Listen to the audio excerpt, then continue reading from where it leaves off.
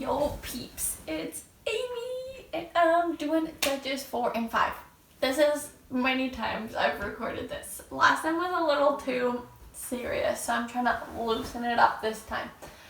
Maybe that's weird to say. Okay, Kendra, you're gonna have to edit so much.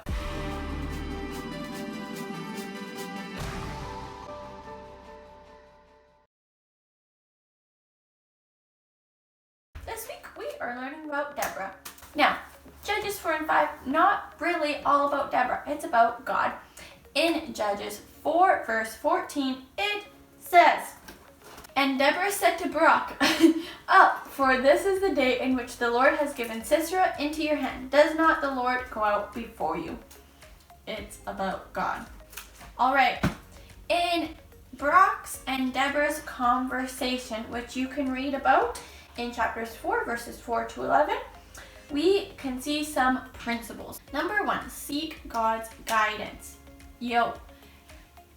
Barak was like, Deborah, if you go with us, we'll go. He knew that Deborah was important because she was a prophet. She was hearing God and she was God's mouthpiece, and he wanted God to come with them. So number 1, seek God's guidance. Number 2, set aside your reputation or glory to do what God is calling you to. Deborah told Barak, the glory will not go to you, it will go to a woman, which ended up being Jael, the one who put the tent peg through the bad guy's head.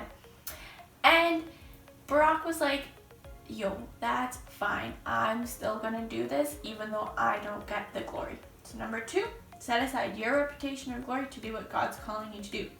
Number 3, act bravely even when the odds are against you.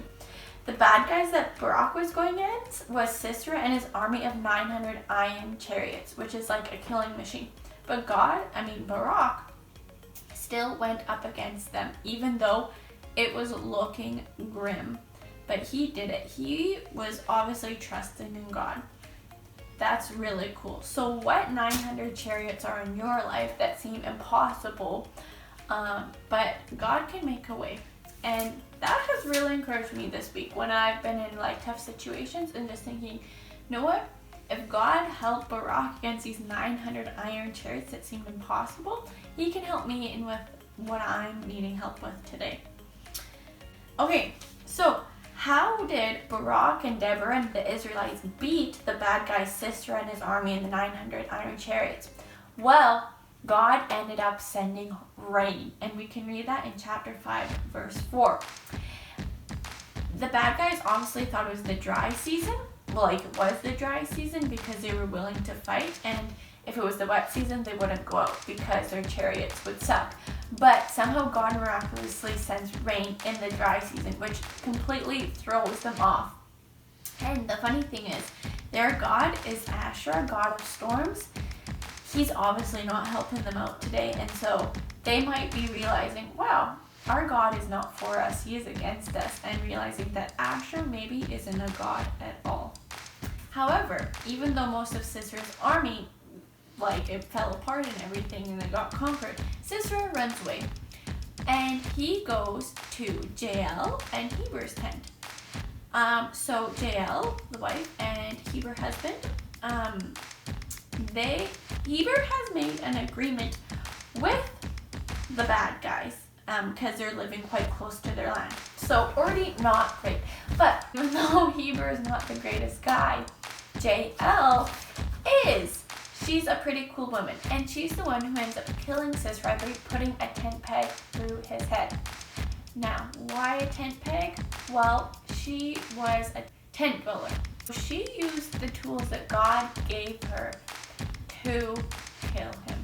Also, Jael really feared the Lord. It was quite a brave thing to invite Sisera into her tent because he was a scary guy. But she did it, and she was also kind of going against her husband because he had made a partnership with the king who was over Sisera, so the bad king.